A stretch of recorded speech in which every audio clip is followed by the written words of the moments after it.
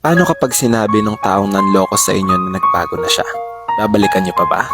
Ikaw una, ikaw naloko eh. Ala, bakit? Siguro kapag dumating sa point na sinabi sa akin yun nung taong nanloko sa akin, may hihirapan akong maniwala. Ako yung naloko eh. Wala na akong pakialam kahit sabihin mo sa akin nagbago ka na or magbabago ka na. Once na niloko na ako ng isang tao, hindi na ako bumabalik. Kung gusto mong magbago or yung magbabago ka na talaga, okay na sa akin na sa ibang tao mo na lang itama lahat ng mali mong nagawa sa akin. Sa ibang tao ka magbago, hindi sa akin. Kasi hanggat maaari hindi na ako papayag na itama mo pa sa akin ulit yan dahil wala akong kasiguraduhan na nagbago ka na or magbabago ka talaga. Kaya para sa akin, hindi na ako babalik.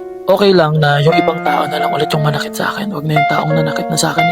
Ako naman, kung sakaling bumalik yung taong nanloko sa akin at sabihin niyang nagbago siya, babalik ako. Pero depende sa sitwasyon. Babalik ako kung yung taong yon is mahal ko pa. Kasi kapag dumating sa point na hindi ko na siya mahal, ibig sabihin natuto na ako. Kasi naniniwala ko na baka nga naman nagbago na siya. Bakit hindi ko pa bigyan ng isa pang pagkakataon? Baka sa pangalawang pagkakataon na pagbalik niya sa akin, mas maging maayos. Kaya para sa akin, kung babalik yung taong yon, depende na lang siguro sa sitwasyon. Kung mahal ko pa siya or hindi na. Yan ang mahirap sa ating bigay ng mga chances eh. Ako feeling ko, babalik ako. Pero i-make sure ko na yung actions niya ay mas malaki dun sa words na sinasabi niya na nagbago na siya. Paano nga naman kung sa pangalawang pagkakataon, nandun na pala yung betterment na hinahanap niya sa relationship na meron kayo dapat. Ang hirap din kasi magsalita na hindi na ako babalik, pero at the end of the day, mahal mo pa rin naman talaga yung tao. Kapag nagsisimula yung relationship, laging best foot forward tayo. Kapag nasira yung relationship, tapos magkakabalikan, best foot forward ulit yun.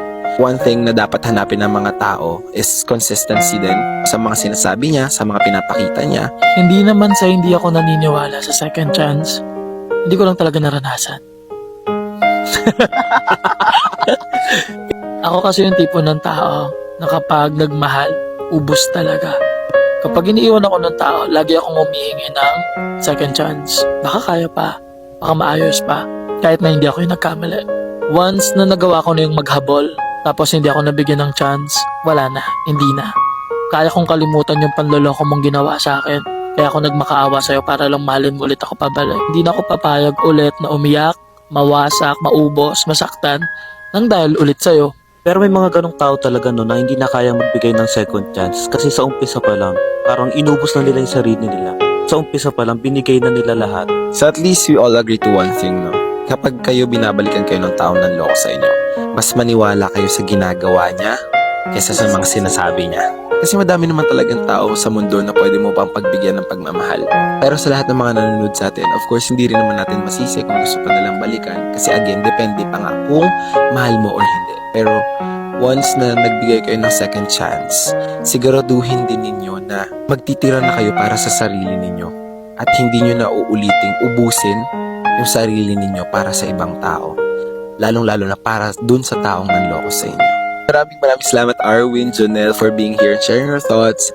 Guys, kung meron pa kayong questions, i-comment nyo sa comment section at sasagutin namin yan kahit nasang kalsada pa kami. Please follow yung Facebook page at TikTok account ng Team Pinsan. Maraming salamat ulit everyone. Please like, share, and follow.